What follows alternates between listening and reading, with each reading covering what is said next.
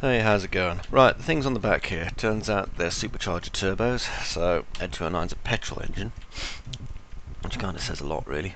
Now what I'm going to do is, I'm going to isolate off this area, so I'm just going to grow it.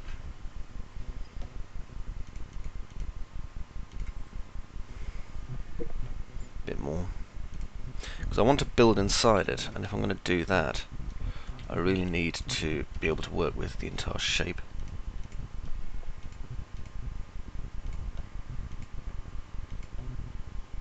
It'll also give me a chance to clean it up a little bit in places. Now, superchargers are horribly complicated parts of engines, whereas 3D makes things look horribly complicated when in fact all they are is a bag of tubes and squares and boxes and things. So, guess which approach I'm going to take. So I did some tests trying to make an accurate looking engine and fitting it into this part, well, supercharger, and it took forever, and I thought, well, it's not a car, so detach, and I'm going to detach it as, let me see,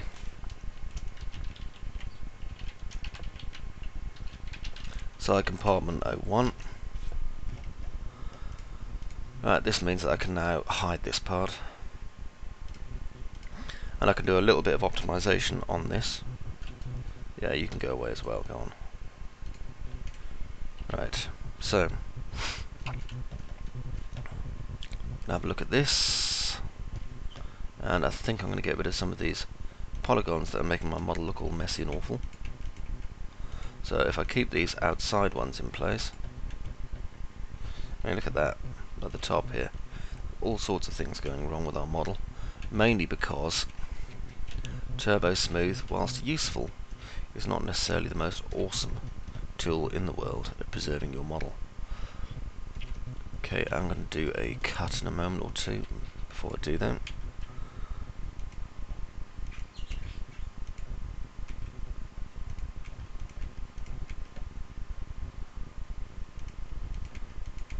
Remember, this was all about basically tidying up our model in the last section and the section before that, whilst adding the detail, which is why it went on and on and on and on.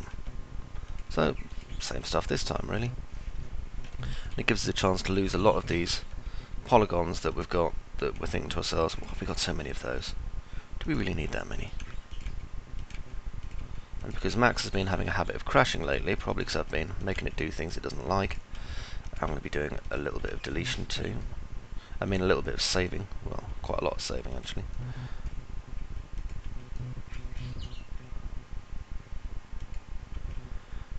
Okay. Take out this one, and this one. Get nice and close, make sure I'm getting them all.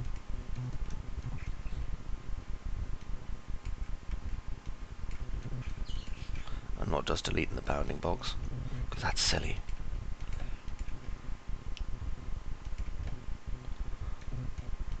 Okay.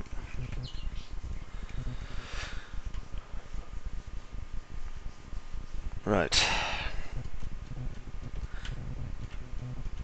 Go up here and continue with my quest to rid the world of bad polygons that I don't need. Because it will make our modelling process a hell of a lot easier and more intuitive without these.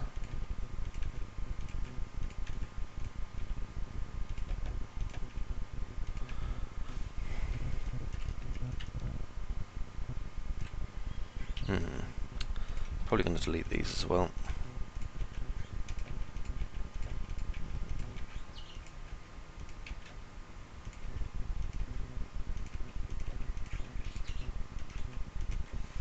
There we are. You see how incredibly over the top that was? Wasn't it fantastic? Now, I can start clearing away some of these excess pieces just by target welding them together. And you're thinking to yourself, I would imagine, Chris, you crazy mad handsome fool, why didn't you just, you know, optimize the model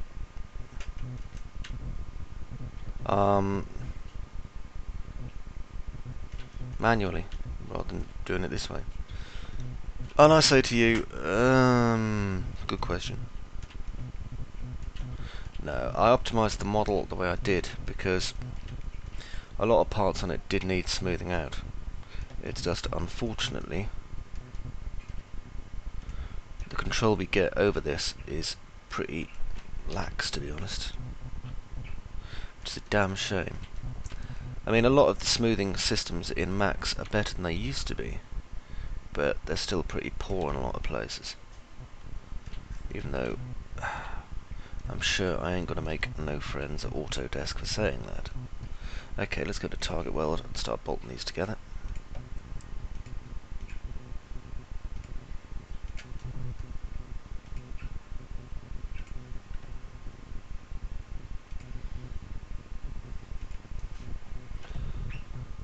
Okay.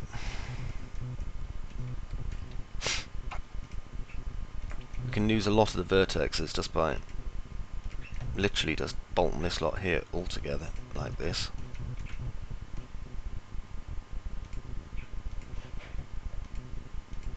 There we are. Now then.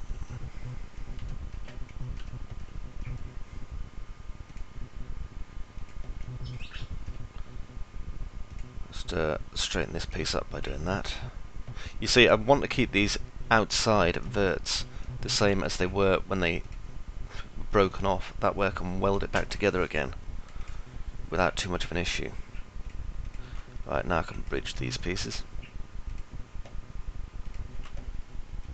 I mean, I'm really into trying to optimize and clean up as much as I possibly can here.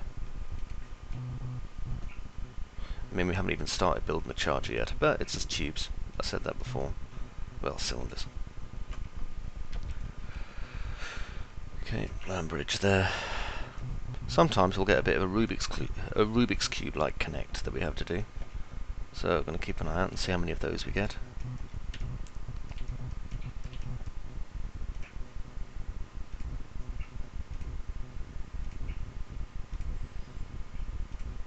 Okay, bridge.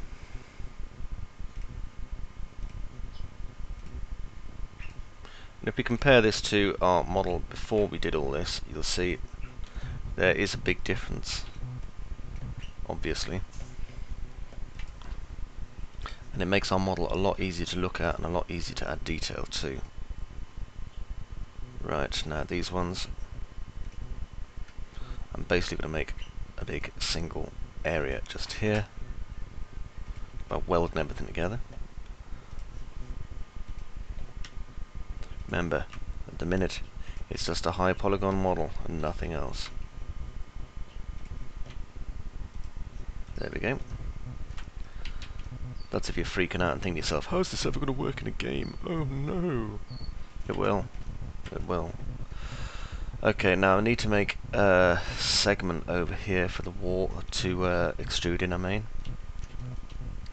So, I'm going to grab these edges here and just move them along a little bit like that, which is a lot easier now that I've tidied it up, as you can see. Then I'm going to bring this back a bit.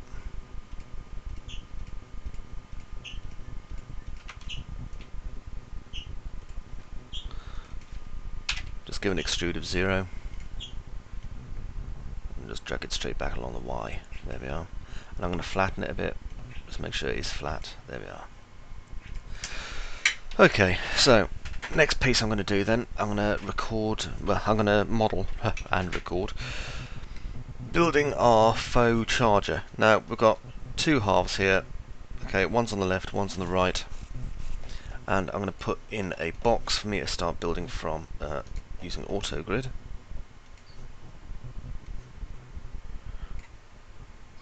Okay, and that is basically just a building block for me to be working from. Right. Now then, it's going to be at an angle when I finish with it, but for the moment I'm going to create it flat. So I'm going to use a cylinder, and I'm going to oversize the charger head. So there we go. Right, now I'm going to make it one height segment. And normally I do 22 sides, but this is a larger piece, so I'm going to use 33. Okay, make it an edible poly. And I'm going to go straight into bevel mode because I want to manually bevel this piece. And I'm just going to have a quick look at a second section. Here we are. Okay, because I'm kind of torn between the pieces that I'm doing here. Okay, now I'm going to do an inset. Like that. Then I'm going to bevel it in. Like so. Now the reason being that I'm going to grab some of these. Now there's 33 here. So I can have two banks of 11 separated by 5 and 6, or just, you know, divvy them up any way I want. Doesn't necessarily have to be even. So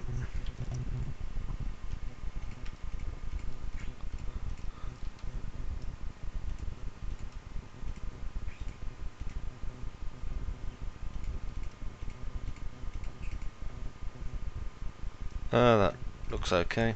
Yeah, that's fine.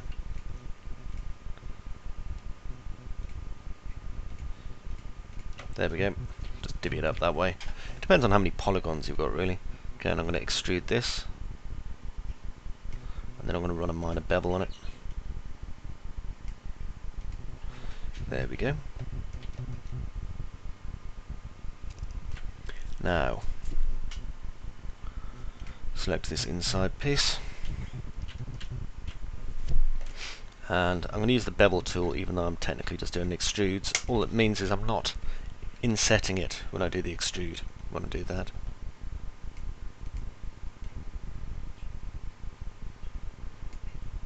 It's a good workflow to get into because it means you can model really fast. The main issues that people have with this is that, you know, it can be a bit tricky. Or look a bit tricky anyway. It isn't really. Okay, that gives us this shape. Now, select here and do a quick loop. And then small chamfer. Click OK, control select by polygon and shrink. Now I can extrude it in just a little bit by local polygon, by local normal rather. There we are. That gives us that edge there. Now, let's have a look at this. Might be easier looking at it from the side view. There we are, because I want to cut this up.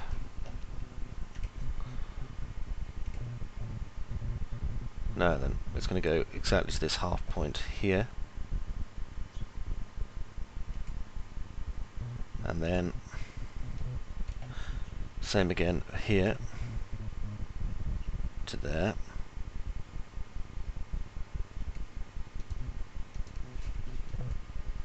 Okay, drop in a perspective and zoom. Okay, and that's quartered that up nicely. Now, what I'm going to do is select these ones and just do a quick ring, and I'll select these ones too and do a quick ring. Got control held down while I'm doing it. Okay, do a connect. Reason being I can now cut here down to here, which is what I wanted, and here down to here. Okay, now select my edges that I want.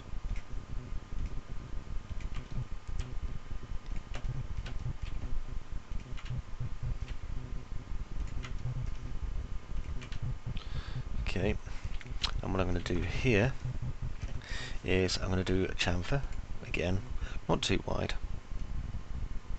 About there, click OK, control select by, and then do a shrink. Well, that didn't work too well, so I'll just do it manually.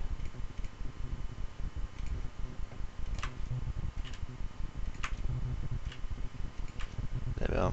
Now I'm going to do an extrude by 0, otherwise we're going to get intersecting polygons.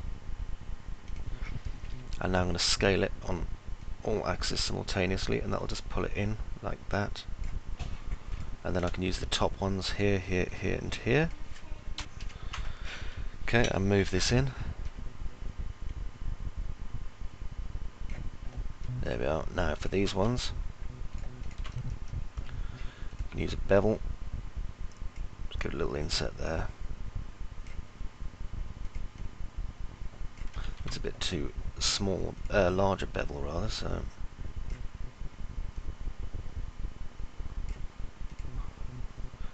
tiny extrude. Now I'm going to reverse the bevel.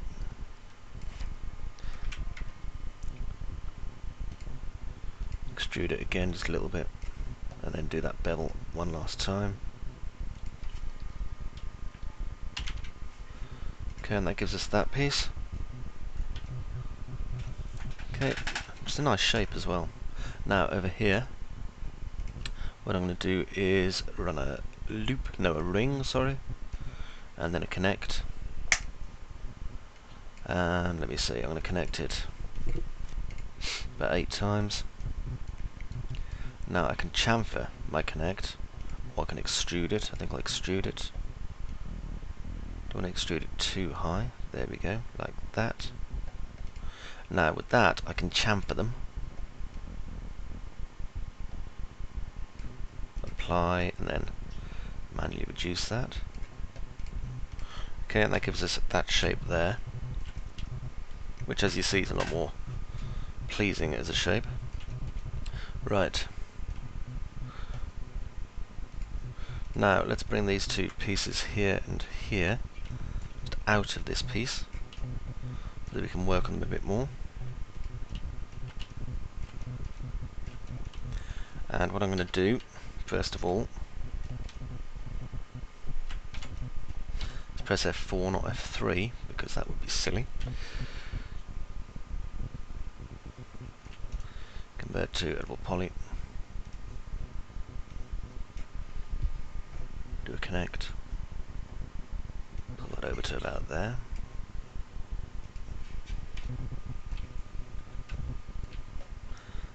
Attach this piece here.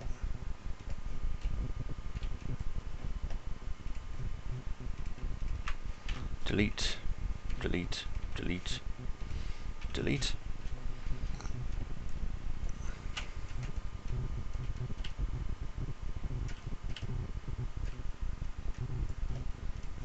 Okay, and then we're going to go here, and do a bridge.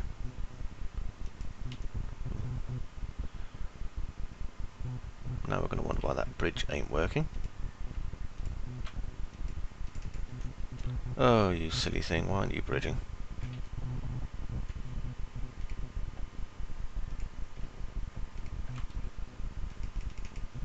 Okay, I'm going to have to manually draw in the polygon for this one then, because it's obviously decided it's going to act up.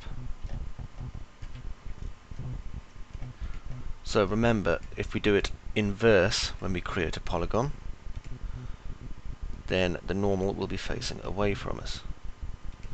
Okay, so we go anti-clockwise.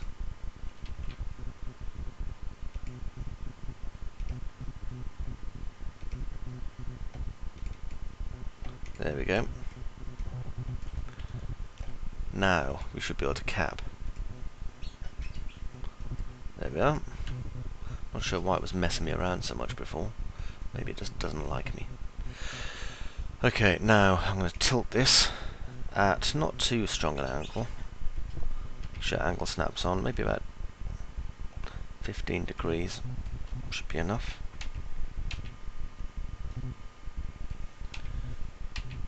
And I'm going to just pull this part out straight. So drag here.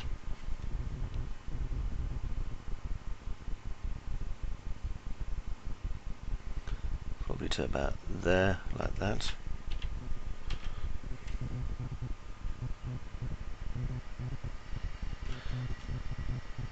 Alright. Now let's see how this fits inside at the moment. Yep, no intersections, that's good.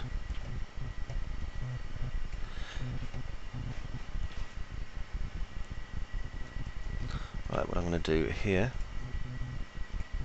is ring that, and do some connects.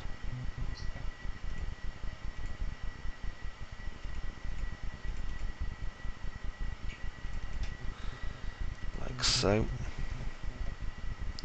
And now I can do this. Remember, this isn't a real turbo, what do you call it, a supercharger turbo, so it's not actually gonna follow the same mechanics, to be honest. Bring that down a bit, scale it.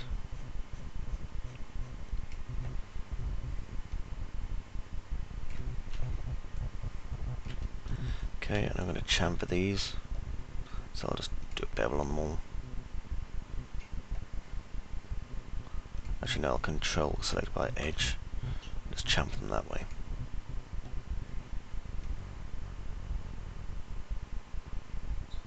There we go. Right, now over here on these parts, depending on how close we're going to get some people kind of probably looking at these, so I need to put in some of our tool detail. Let's find our tools. Just unhide them. There they are. Right, now I'm going to run our Max script. Go down to our projects. There it is. And set selection as source. Pick my distribution objects. I'm going to have the large and the medium and this small one here. Okay, now I'm going to use place on the large one first. See how that looks.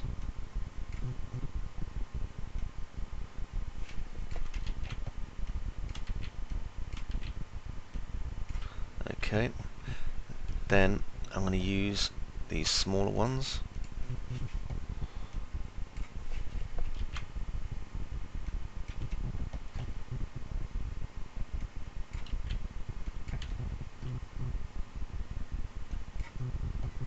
Just trying to get the positioning right.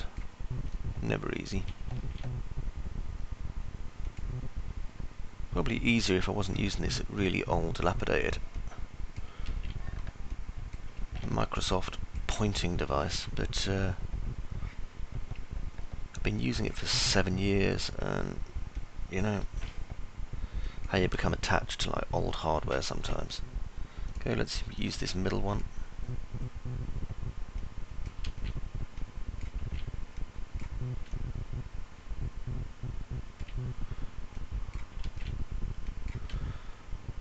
I'm going to put that one in as well, simply because I think it'll make an interesting kind of detail object. I could put something on the side there, but I think it's just a waste.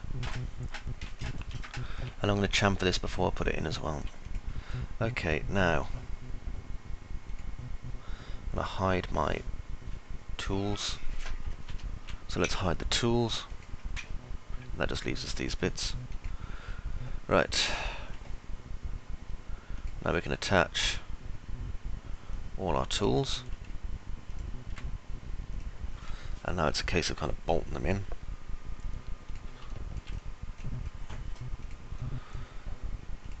So I'll delete this part first.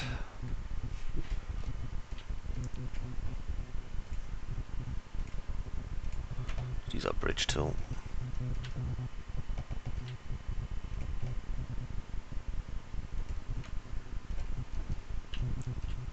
The placement tool is so useful as well, simply because it usually places your model in exactly the right point. So you don't have to kind of sit and cry that your object bent your model out of shape completely. One of the many reasons I really love the placement tool, and I've used it ever since I found it. I'm trying to think, did I use it on the APU? I probably didn't, did I? But I think it's because on the APU, a lot of that I was kind of manually adding detail. I know I'd found that tool that allowed me to place the, oh, what do you call it? The cables and things, but there wasn't actually that much call for riveting or bolts on the APU. Most of it was just kind of attached pipe work. And I remember that the real priority at the time was that I hadn't done anything towards working out how to do the laying the cables quickly and easily, because you can model them. I mean, if you look at the video tutorial of Cutty Sark, for example, which is one of those really big major projects, in the Cutty Sark it's manually modelling ropes and cables and things. Lost my train of thought because one of my children, who's on school holiday, wanted help with Star Wars. I've been telling my children I don't really have time to assist them playing the Xbox 360's fine rendition of Star Wars. However, they don't listen. Try and work out why this isn't bridging. Ah, there we go. Now this one.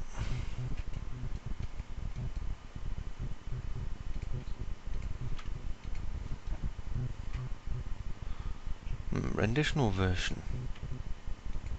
Version. Yeah, Xbox 360's version of Star Wars, sorry. Yeah, I'm trying to attach this to the wrong bit, aren't I? There we are.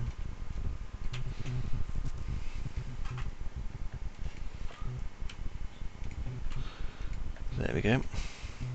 Right, now I can cap these. Let's use the bridge tool. I mean the cap tool.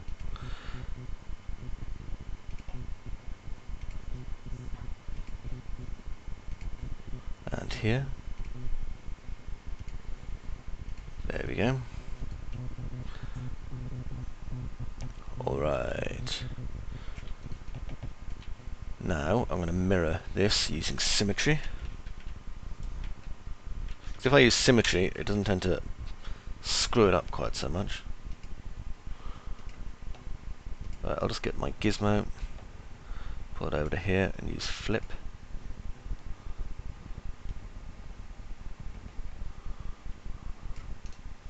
Convert to editable poly.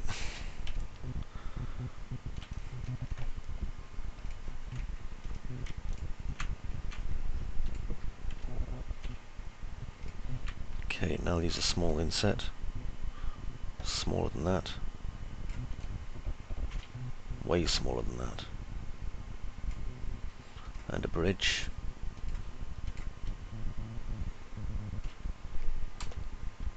Okay, now I can bring this part in.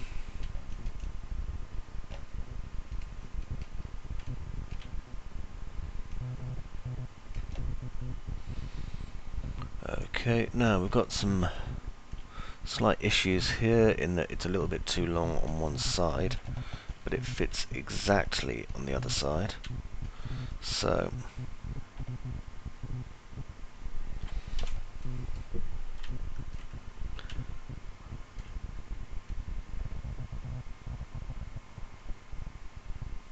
get that into the right position. An easy solution therefore will be just to cut through the middle. Right.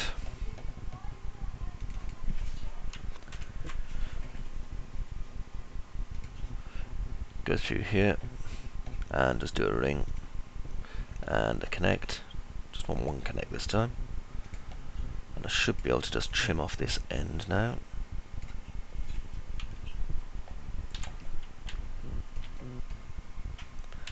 And then I can bridge them.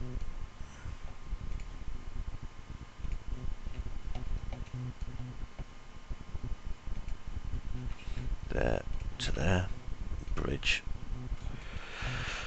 Okay, now I can delete these rear polygons and basically cap it all up. So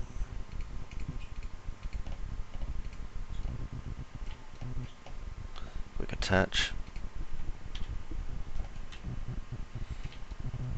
I was going to chamfer it first, but I thought, meh.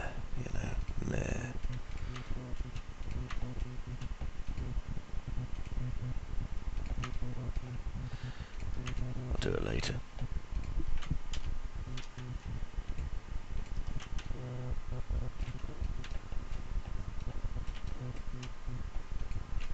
Delete there. Right, now I can start attaching these parts here and here together. So I'll just get my edge there to there, bridge, and then here to here, bridge, bridge that, and cap this.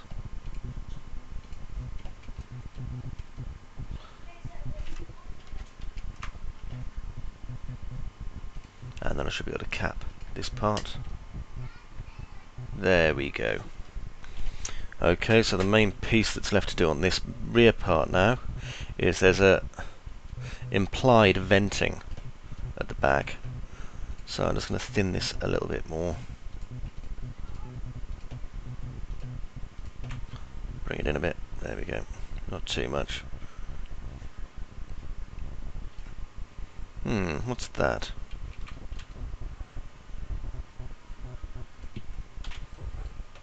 It appears there's an object hiding inside here.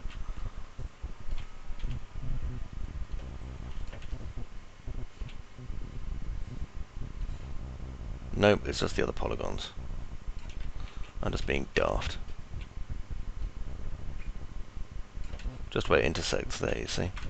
Right, so I need to create a simple kind of venting just down here. So, just bring this across a little bit here, and a bit more over here.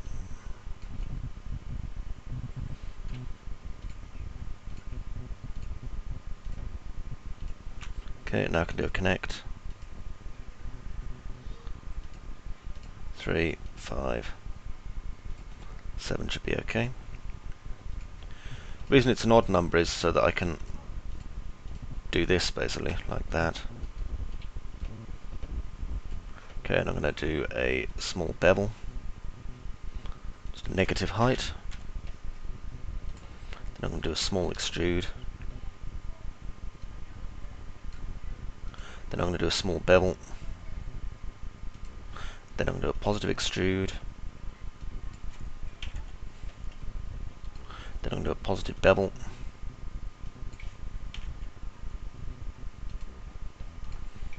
Like that. And that puts that part in. Okay, not bad, not bad.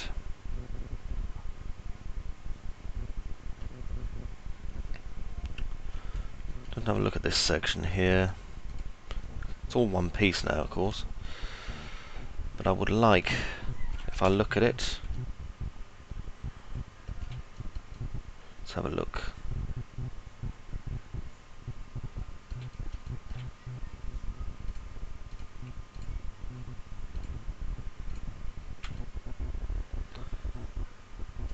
Let's have a look at this tiny one here.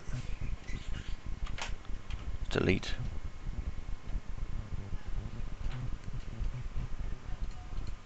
There, now I can bring this forward a bit more.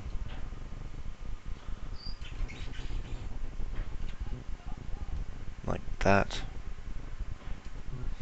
Up a little bit.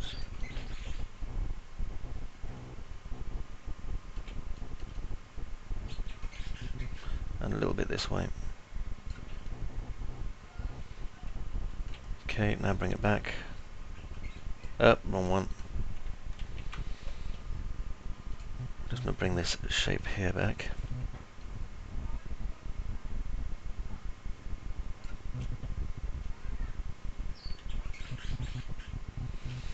Just narrow it a little bit on one axis. It'll fit better. As you can see over there, it's kind of intersecting. Really rather it wasn't, so I'm going to push it in.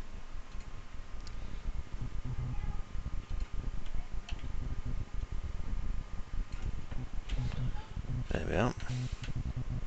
Right, now grab here to here and bridge.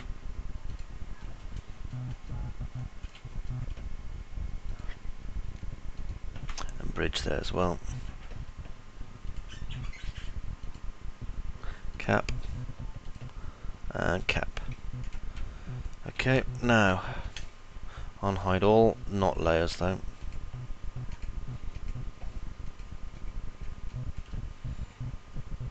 Right, and we can attach this piece back in. And do a Control A and a weld. Now we're going to lose an awful lot because my weld threshold's been set right up, so let's Reduce that like crazy.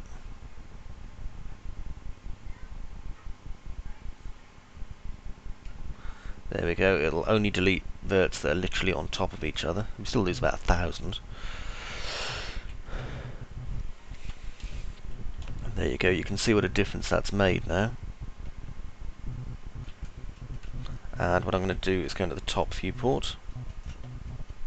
Actually, before I do, perspective. Let's go back and revisit this piece here. Just make sure I can cut it in half, and I have. Attach. Match the material IDs. Right, now, cut it in half.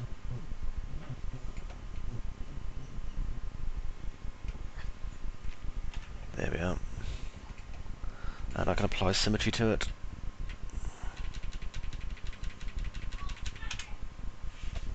Just on the y-axis and flip.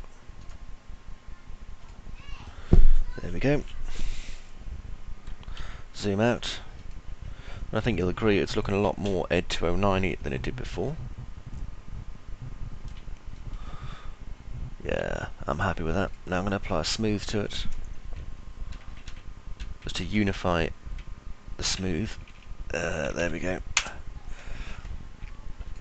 Just automatic.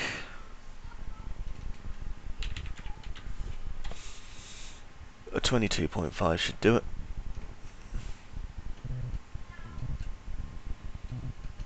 Convert to editable poly. And you'll see that the cleanup we've done on a lot of our model post-smooth has helped a lot as well. Okay, so that's that bit done, and I look forward to seeing the next part. Bye-bye for now.